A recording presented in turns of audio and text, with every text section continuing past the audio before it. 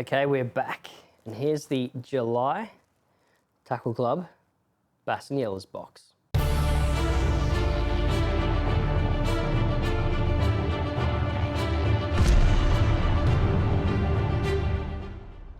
So I've got a lot to go through here like usual, and it's looking pretty saucy.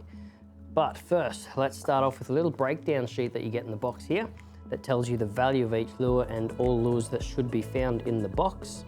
Up top, you've actually got this little QR code. You scan that with your phone, turn your camera on, you scan it, and it'll open it up to a digital online fishing e-mag just for Tackle Club subscribers. So don't forget to check that one out. Now, let's jump into the lures. I normally like to start off with surface and then work our way deeper, but there is no surface because obviously this time of month being, or this time of year I should say, being a lot colder, I tend not to fish for surface as much. A lot of the bass tend to start schooling up in the deep, you know, naked bodies close to each other brings warmth, so bass can do the same. So great time to be fishing the dams and a great time to be dropping little jigs like this one here. This one here is a little Damiki backdrop jig. I've got it in a 20 gram, which is going to be perfect for sort of anywhere from 10 to 30 meters of water depth in the dam that you're fishing. So if you've got a fish finder on your kayak or your boat, see if you can find an active school of fish. So they're going to be sitting a little bit closer rather than suspended in the middle, but closer to the bottom. If they're closer to the bottom rather than suspended in the middle of the water column, they are going to be a little bit more active because they're going to be actively feeding. Awesome time to drop this jig down. And essentially what I'm going to do is, if I'm sitting on top of the school, I'm just going to drop it straight down to the bottom, let it hit the bottom, and just up and down winds or up and down lifts with the rod. But the way I like to do it personally is if I find an active school, sit back off that school about a half a cast distance, so you can cast it past the school, let it sink down, and you just do slow lifts of the rod while you're slack lining, just so you're lifting this up and it's fluttering back down for the retrieve back. Or you can even do the typical, what I like to do, of 5 winds, 5 slow to medium paced winds, so 1, 2, 3, 4, 5, pause, let it sink back down and flutter back down like a little wounded bait fish, and continue that sort of a retrieve.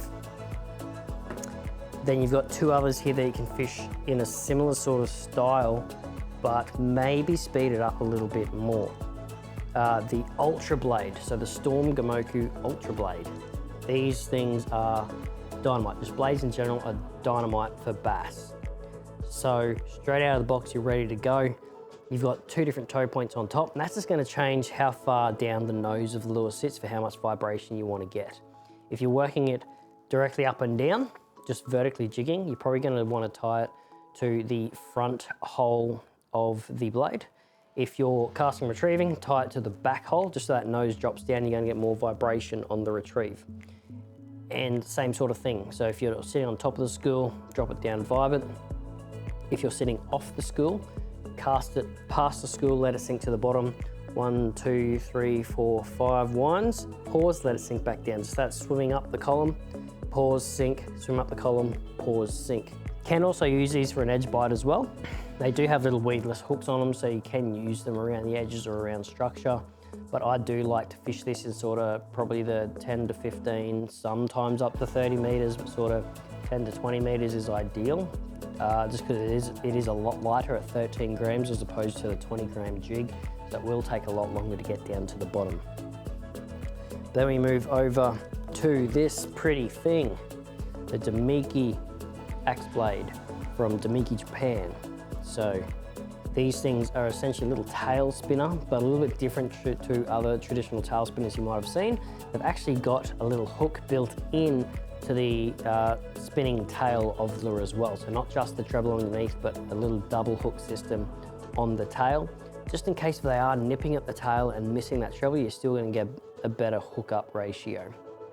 So you can, once again, work these vertically or on the cast. I've had awesome success at my local dam, just finding an active school of bass on the bottom, dropping it down and just slow lifts with the rod up and down and bang on the bottom. Up, down, bang on the bottom. You can do the same sort of thing though, just with a real slow wind, super, super slow, just enough to get that blade spinning, and then pause, flip the barrel arm over, let it drop back down, straight through that spool again, and then up, down again, repeat that.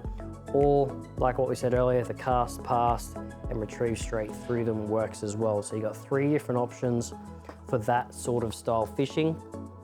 The 20 gram Damiki backdrop, the Gamoku Ultra Blade in the 13 gram, and the Damiki Axe Blade in, no good's my Japanese, 30 gram.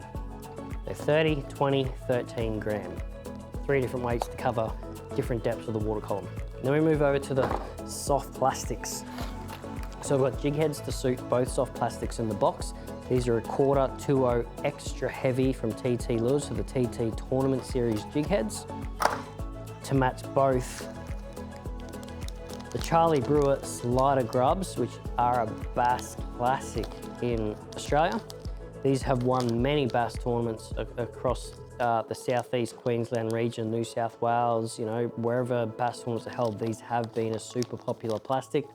Tiny little grub style, but with a paddle tail in the back, not a curl tail. So a little ribbed body will fit with these jig heads that we've supplied. And you can fish these either fishing the edge for an edge bite, looking for some overgrown weeds where the bass might be sitting under those weeds, feeding on little bait fish or little shrimp or tiny little bony brim. Normally the bony brim are a bit deeper. If you're gonna be fishing deeper, then I might swap over to this one, being the Footsie 3.5 inch. So these are a bigger body, bigger paddle tail on them as well.